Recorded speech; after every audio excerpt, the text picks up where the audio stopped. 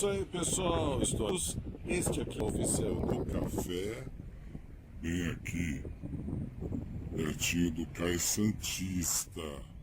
Vamos fazer um passeio aqui com você, andando aqui, porque temos uma novidade nesta área turística do Centro Histórico Turístico de Santos. Mais uma vez agradecendo a você que sempre participa, você que sempre comenta. Aqui tem esse prédio aqui, é um prédio histórico, né? A Bolsa Oficial do Café, onde tinha justamente os pregões do café aqui no porto, bem ao Porto de Santos. É um prédio com uma arquitetura fantástica e hoje funciona como museu dos cafés. E também tem uma cafeteria com cafés assim, de várias partes do Brasil, onde você pode experimentar. Vale bem a pena mesmo. Vamos entrar, mas eu não vou entrar aqui hoje na Bolsa do Café. Lembrando que quando você vier aqui à Bolsa, não esqueça de olhar para o teto aqui, ó, que esse teto aqui é muito bonito, né? O teto aqui tem uma simbologia, aqui tem a cafeteria e também o Museu do Café, que você entra aqui para conhecer a história do café, a importância do café aqui em Santos. Vamos entrar aqui na rua 15 de novembro. E aí tem uma novidade. Aqui notem que aqui houve uma reforma, né, da rua e virou uma espécie de um calçadão aqui, né? É um calçadão, né? E agora temos uma novidade interessante que surgiu aqui, bem na rua, que é uma saída para você atravessar a Avenida do Cais, onde passam os caminhões, passam os trem. Aqui é o restaurante Tasca do Porto, que é um restaurante típico, lógico, como o nome já diz, típico português, né? É bem bacana. Tasca do Porto. E enfim, tem muitas atrações que acontecem aqui no centro da cidade de Santos. A gente aqui, muitos imóveis aqui do centro, eles têm assim vários incentivos para a preservação, para que justamente as pessoas conservem os seus imóveis. Como muitas cidades do Brasil, né, as grandes cidades aí, o centro histórico acabou ficando meio que esquecido, ou com imóveis antigos, as pessoas acabam tendo outras oportunidades, e aí o incentivo bom para conhecer aqui o centro é haver eventos e tudo mais. E aqui estamos aqui, chegando nessa passarela aqui. Vamos entrar aqui na passarela para vocês terem uma ideia. Acabou sendo, claro, sem dúvida nenhuma, uma nova atração turística do centro histórico. Essa passarela, ela leva aqui, é uma subida que a gente faz, é uma subida longa, né, até mais de 200 metros, mas é tranquila. Você vai subindo e vai atravessar para chegar. Do outro lado tem justamente o Parque Valongo, que é uma atração turística também, virou um parque com exposições, com feiras. E olha, aqui a gente passa por cima da via aqui, olha só que interessante. E aí você tem, notem aqui, temos aqui também o cais, né? Essa parte aqui que não está sendo utilizada mais como fins portuários, e sim com fins turísticos do Parque Valongo. Aqui temos o outro lado. Ali tem a Bolsa do Café, onde estávamos agora há pouco. E olha só, e a gente atravessa aqui e chega sendo que a descida tem a rampa, que é uma espiral, ou então você desce pela escadaria. Legal, né? É isso aí, pessoal. E aí daqui você vai até o Parque Valongo. Valeu? É isso aí. Depois a gente faz um vídeo mais completo aí. Grande abraço e até a próxima. Muito boa noite, bem-vindos ao canal do Saião. Estamos de volta aqui para as nossas transmissões que acontecem tantas vezes aos sábados. Sejam bem-vindos, apesar de ser essa uma noite, né, um tanto quanto desafiante, um momento de tristeza, de preocupação mundial, né, por aquilo que está acontecendo no Oriente Médio. Sejam todos bem-vindos, né? O pessoal pode já mandar o seu recado aí de onde você está falando. Shalom para todos. Sim, temos gente aí de toda parte mandando suas mensagens de saudação para nós aqui nesta noite especial de live, quando vamos falar sobre essa situação tão delicada que acontece entre Israel e Irã. Muita gente aí do Rio Grande do Norte, Curitiba, Rio de Janeiro, Ceará, Juazeiro do Norte, Recife, Pernambuco, Araxá, Minas Gerais, Bahia, Fortaleza, Boston, nos Estados Unidos, Maricá, saludos de Uruguai, Itabuna, muita gente de diversos lugares, diversos estados do Brasil e também de diversos continentes, gente mandando inclusive em mandarim aí, né, que coisa, e muita coisa acontecendo. Sejam bem-vindos aí à nossa live de hoje. Pessoal, então vamos aí para o entendimento da situação que acontece lá, que nem sempre é muito clara para tantas pessoas, né? E o nosso objetivo aqui não é criar polêmica, não é acirrar ânimos, é trazer esclarecimento, entendimento e principalmente semear paz entre aqueles que estão em perspectivas muitas vezes opostas e sem o devido entendimento. Então vamos lá. Para a gente entender o que está acontecendo, ou o que acontece lá no ambiente do Oriente Próximo, Oriente Médio, é muito importante entender um pouco da história.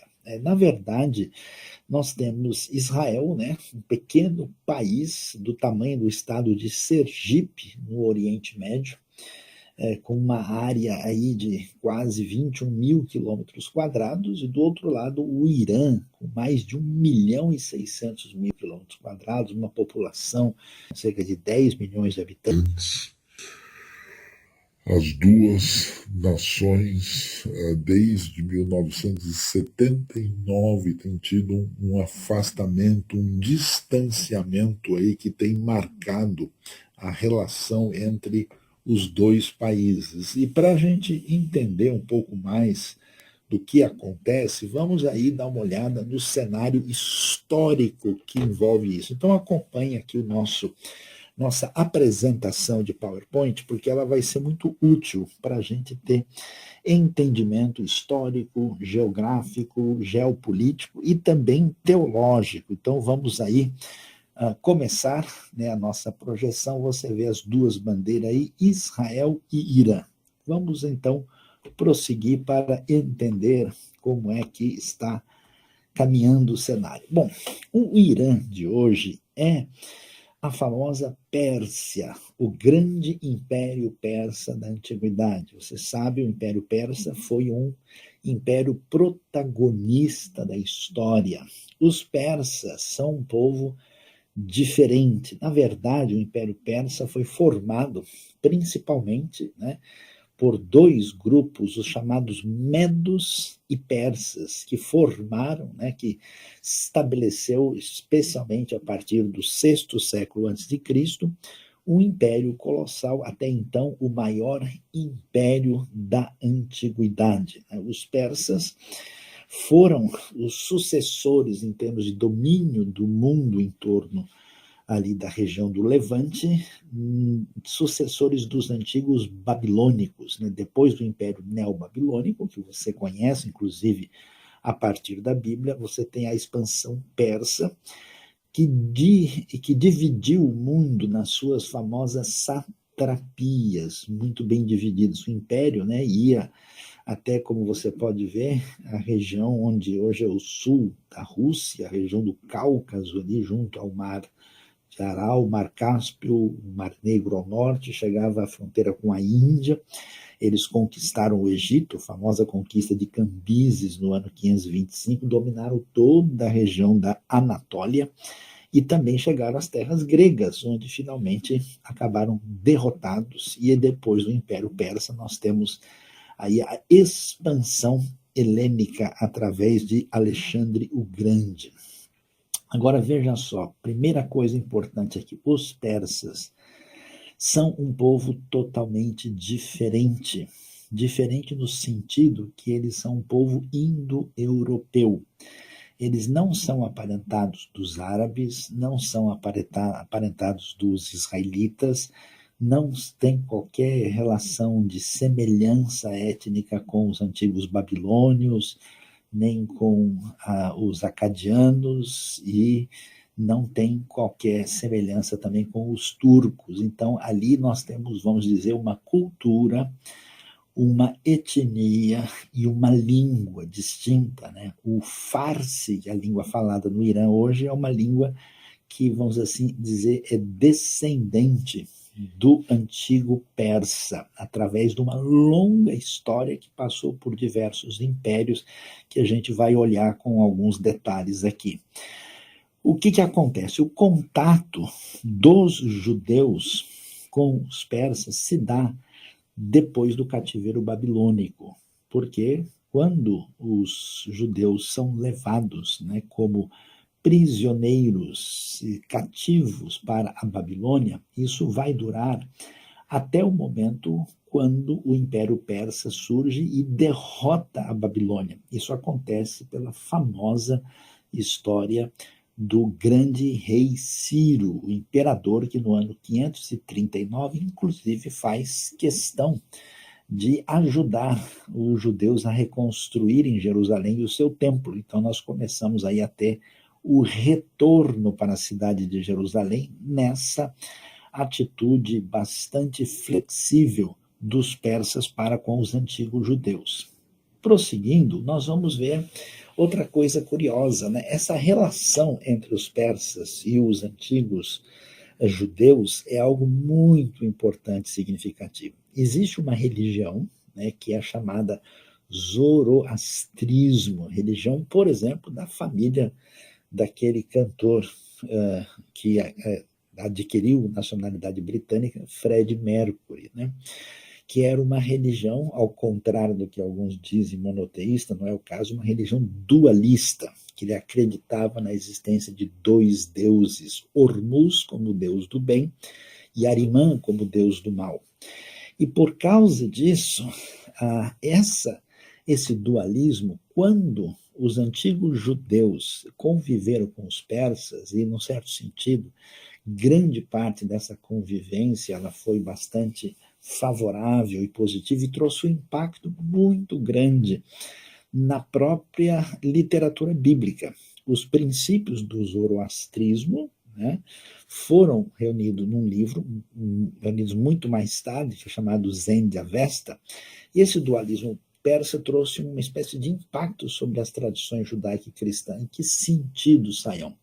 No sentido que, enquanto os persas diziam que existia um Deus do bem e um Deus do mal, e os hebreus diziam que existia um Deus único, a pergunta é como é que a tradição bíblica vai responder a essa questão.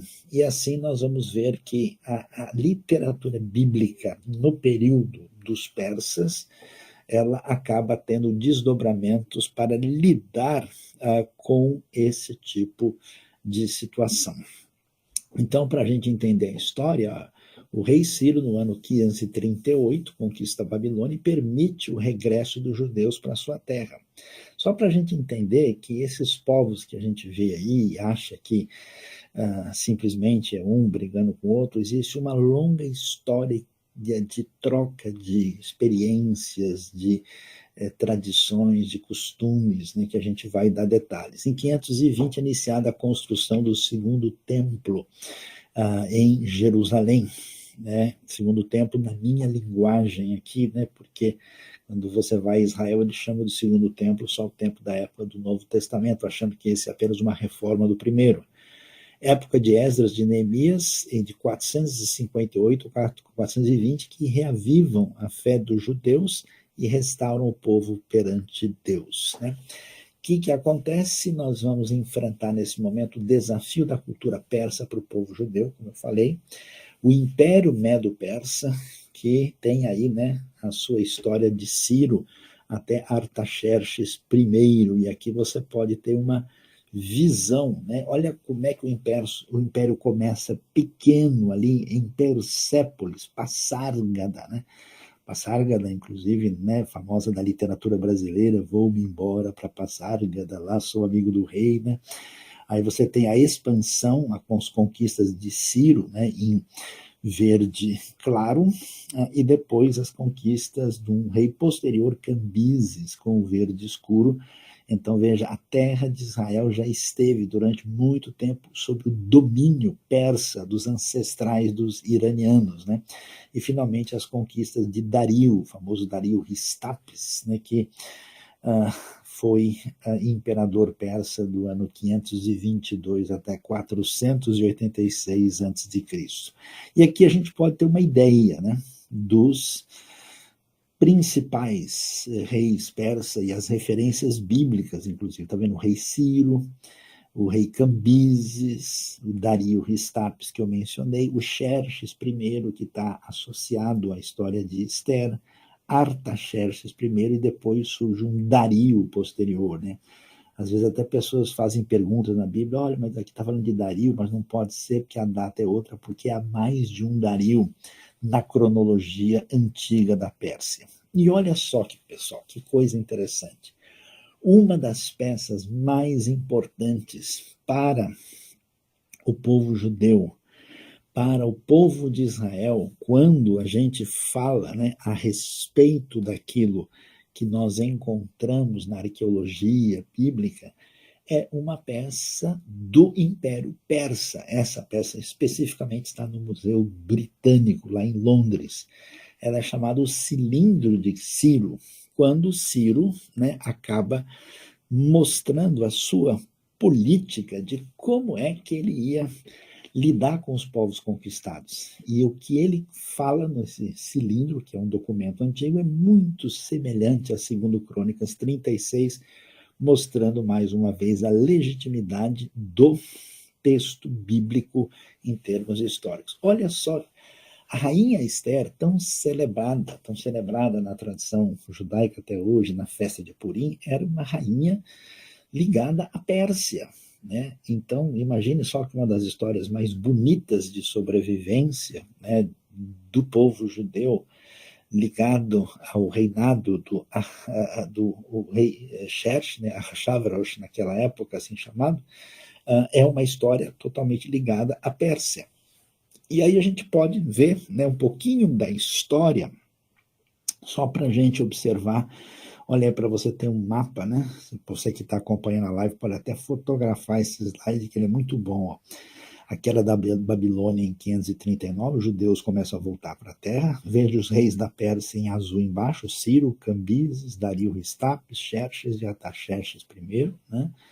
Aí o templo é inaugurado em 516, o retorno sob Esdras no 4º ano de Artaxerxes I, o retorno sob Neemias em 444, né? E os livros bíblicos de Ageu e Zacarias, mais ou menos em torno do ano 520, mais para frente, por volta de 480, a história de Esther, Esdras, começando aí, pelo menos uma parte de Esdras, 458, depois Neemias, né, e Malaquias e os 2 livros de crônicas. Então veja só, esses livros todos são livros do período persa. Então você imaginaria que grande parte do desfecho do Antigo Testamento é um material que tem, vamos dizer, essa conexão, vamos dizer, Israel-iraniana, né? Israel-Pérsia, desse mundo antigo, né? Então, a literatura bíblica do período persa, inclusive quando a gente estuda teologia bíblica,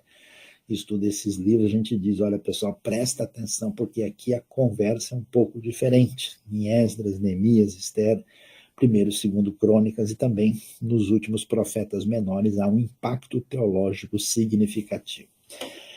Isso é tão valioso que quando a gente chega no livro do Daniel, você tem aí uma visão da história dada por Deus, que aparece no capítulo 2, aparece no capítulo 7, da famosa estátua, que mostra os impérios da história e o seu domínio, e como esse império vai ser destruído pelo poder de Deus no final dos tempos. Então você tem a cabeça de ouro, que é esse leão com asas do Império Neobabilônico, e depois, né, nós temos o Império Persa, que é exatamente, em vez da cabeça, né, é o urso com os ossos na boca e também o tórax da estátua. Mais tarde a gente sabe que temos os reinados da Grécia e de Roma misturado com as nações. E aqui então você vê essa ligação, essa conexão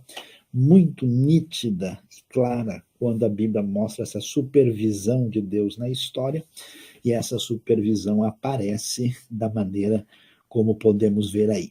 O que acontece? Os persas, né, tiveram uma história longa com uma série de modificações, né? Agradeço aí as palavras bondosas de tantas pessoas. Deus realmente me abençoou, de modo que eu me recuperei. Estou ainda, né, num ritmo diferente, estou sob tratamento, tomando medicamentos, tendo um cuidado muito detalhado com alimentação, mas a bondade de Deus foi extrema, né, e eu agradeço de coração a solidariedade, a bondade, a oração de todos e a mão bondosa de Deus sobre a minha vida. Mas olha